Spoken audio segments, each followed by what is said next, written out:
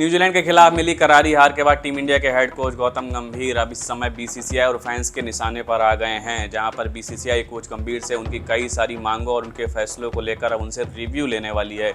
बात करें कोच गौतम गंभीर के टेन्योर की, तो जब से उन्होंने पदभार संभाला है टीम इंडिया की हालत बेहद खराब रही है, जहां पर 27 साल बाद टीम इंडिया ने पहली बार श्रीलंका के सामने एक सीरीज गंवाई थी। और वहीं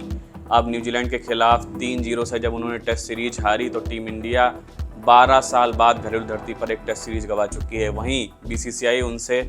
कोच गौतम गंभीर से रैंक टर्नर पिचेस को लेकर भी सवाल करने वाली है। और कोच गौतम गंभीर इस समय कई सारे फैंस और क्रिकेट एक्सपर्ट्स के अलावा बीसीसीआई के भी निशाने पर आ गए हैं, जहां पर उनकी मांगों को लेकर कहा जा सकता है उनसे कई सारे सवाल किए जा सकते हैं। वहीं बात की जाए, सबसे कह सकते हैं जो मेन मुद्दा रहा वो रहा न्यूजीलैंड टेस्ट सीरीज में एक रैंक टर्नर पिचेस की मांग करना, जहां पर टीम इंडिया ने पहला टेस्ट मैच हारने के बाद रैंक टर्नर पिचेस की मांग की और वहां पर टीम इंडिया की खस्ता हाल हालत से सभी कोई वाकिफ़ हैं।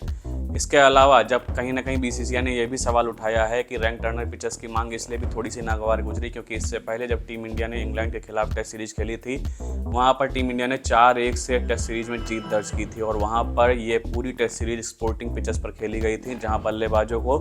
बेहतरीन बल्लेबाजी के लिए एक विकल्प मिल रहा था। लेकिन इसके बावजूद जब न्यूजीलैंड टेस्ट सीरीज में रैंक टर्नर पिचेस की मांग की गई और वहां बल्लेबाजों का प्रदर्शन इतना लचर रहा कि अब वो सभी के निशाने पर हैं, तो इसको लेकर भी कोच गौतम गंभीर से कई सारे सवाल किए जा सकते हैं। वहीं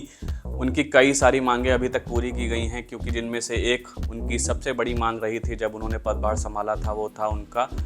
सपोर्ट स्टाफ में कहीं ना कहीं उन्होंने अभिषेक नायर, मॉर्ने मार्कल और रियान डोसाटे की मांग की थी और उस मांग को बीसीसीआई ने पूरा किया था। जबकि बीसीसीआई की अभी तक ये पॉलिसी रही है कि बीसीसीआई जो एनसीए के सपोर्ट स्टाफ में कहीं ना कहीं पहले से ट्रेनिंग प्रोग्राम में शामिल रहते हैं, जो भी सपोर्ट स्टाफ उनको ही कहीं ना कहीं मेंस क्रिकेट टीम के सपोर्ट स्टाफ के रूप में आगे चलकर शामिल किया जाता है। लेकिन गौतम गंभीर की ये मांग पूरी की गई थी कि कहीं ना कहीं टीम इंडिया के परफॉर्मेंस में एक बूस्टअप देखने को मिलेगा, लेकिन यहाँ पर चीज़ें बिल्कुल उलट दिखाई दे रही हैं। वहीं कई और मांगें जो कहीं ना कहीं रखी गई थी सामने, और सबसे बड़ी बात रही सिलेक्शन प्रोसेस में कोच गौतम गंभीर का शामिल होना, क्योंकि जब बॉर्डर गावस्कर ट्रॉफी के लिए सिलेक्शन प्रोसेस चल रहा था, टीम का सिलेक्शन हो रहा था, तो वहाँ पर